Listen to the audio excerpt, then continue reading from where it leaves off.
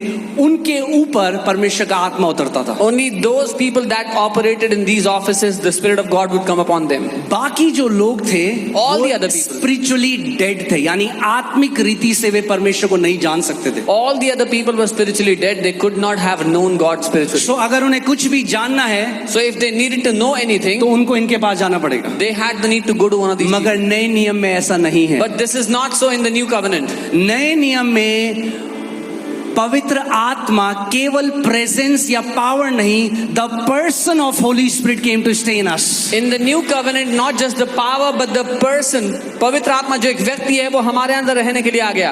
आमीन। जिससे सामर्थ बहती है, केवल सामर्थ नहीं दी, जिससे सामर्थ बहती है वो आपके अंदर रहने आ गया है। The one through whom the power comes has come to live inside of you. आमीन। आपके अंदर अब पवित्र आत्मा रहता है। बाइबल कहती है क्या तुम नहीं जानते कि तुम क्या हो?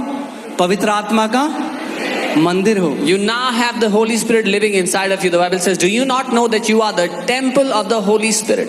आमीन। सो पवित्र आत्मा अब आपके अंदर रहता है। So the Holy Spirit lives inside of you. सो दो अलग अलग एक्सपीरियंस है अनॉइंटिंग के। So there are two different experiences of anointing. पहला है, अगर आप लिख रहे हैं तो इसको लिख लीजिए, the anointing with in. If you're writing, write it down. वो अभिषेक जो हमारे अंदर होता है। द अनॉइंटिंग विद इन, वो अभिषेक जो हमारे अंदर है।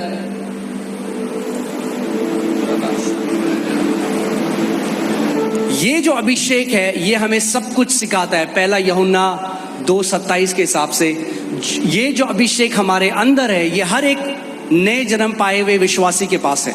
This anointing is within every born again believer. ये आपको सिखाता है, ये आपको बताएगा परमेश्वर के बारे में, आप परमेश्वर में बढ़ते जाओगे। 1 John 2:27, this anointing teaches you so you can grow in the Lord.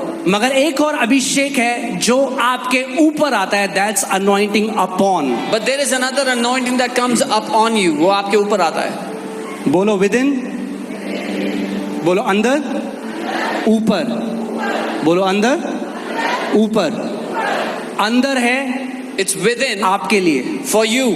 ऊपर है It's upon you औरों के लिए। for others. फिर से मैं बोलता हूं, अंदर है, It's within you. बोलो मेरे अंदर जो अभिषेक है मेरे लिए है।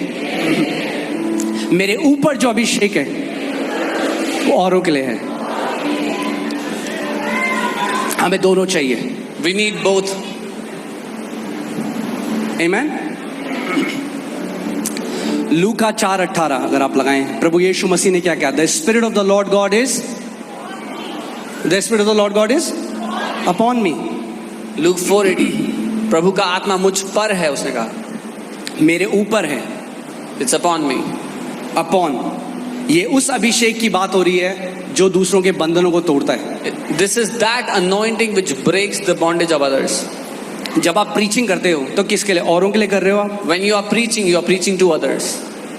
यहाँ पे आप देखिए, प्रचार करने के लिए, जो चंगा करने के लिए, जो बंधन में पड़े हुए हैं उनको आजाद करने के लिए ये अभिषेक आपके ऊपर आता है। So this anointing comes up on you to preach the gospel to the poor, to heal the brokenhearted, to proclaim liberty, set the captives free. और जैसे मैंने आपको बताया था कि अभिषेक वही हो सकता है, दो लोग हैं उनके ऊपर पवित्र आत्मा उतरेगा, मगर दोनों का फंक्शन परमेश्वर की बॉडी में बिल्कुल अलग हो सकता है। And just as I told you that two people can have the anointing, the same anointing come upon them, but their functions in the body are different. सबसे बड़ी गलती हम कई बार क्या करते हैं, जब हम किसी और को कॉपी करने की कोशिश करते हैं। The greatest mistake we all make is when we try to copy somebody else. हम लोग सीखेंगे, हमें सीखना जरूरी है।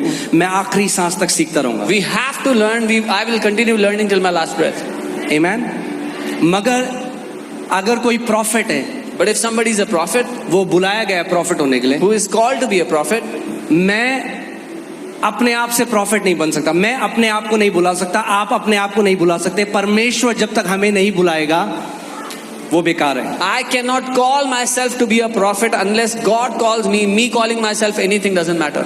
आमीन।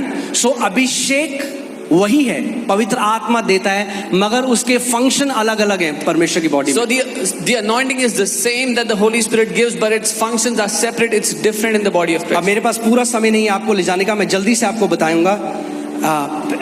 अभिषेक आता है लीडरशिप के लिए। Anointing comes for leadership. आमेन। हम लोग देख सकते हैं ये नंबर 27 18 से 19। हमारे पास अभी इतना टाइम नहीं है बट मैं जल्दी से आपको बता दूंगा। परमेश्वर ने मूसा को कहा कि जोशुआ के ऊपर अपने हाथ को रख। God told Moses to lay his hands on क्या रख? Joshua. अपने हाथ को। मैंने क्या बताया था आपको? हाथ क्या सिंबल है? What did I tell you? What anointing का। the hand signifies. परमेश्वर मूसा को कह रहा है जब तू अपने हाथ को जोशुआ पे रखेगा वो एक प्रोफेटिक साइन है कि मैं अपना हाथ जोशुआ के ऊपर रखूंगा। God tells Moses, when you lay your hands on Joshua, it's a sign that I am laying my hands on Joshua. आमेन। और क्या हुआ? जैसे ही मूसा ने उसके ऊपर हाथ रखा परमेश्वर का आत्मा उस पे आया, सो जोशुआ लीडर बन गया। So the moment Moses' hand came upon Joshua, he became a leader. Okay, मैंने आपको क्या बताया था? अभिषेक परमेश्वर ने कैसे किया है? मिट्टी के जो बर्तन है उनके द्वारा बहता है। What did I tell you? How has God anointed through vessels through earthen vessels? आमेन। दूसरा एडमिनिस्ट्रेशन करने के लिए। The second is for administration. मूसा थक गया, लाखों की भीड़ है। Moses was exhausted. Lakhs of people were there. पहले मैं आज ये कहूँ, मेरे को बड़ा बुरा लगा जान के आज बहुत सारे लोग वापस गए हैं क्योंकि जगह ही नहीं थी यहाँ पे। First, let me tell you, many people have gone back to and I feel really please bad. पूरी कलीसिया प्रार्थना करो कि प्रभु हमें वो लैंड दे कि हम जल्दी अपनी लैंड में जाएं। So please pray that God will give us the land where we should go. Amen.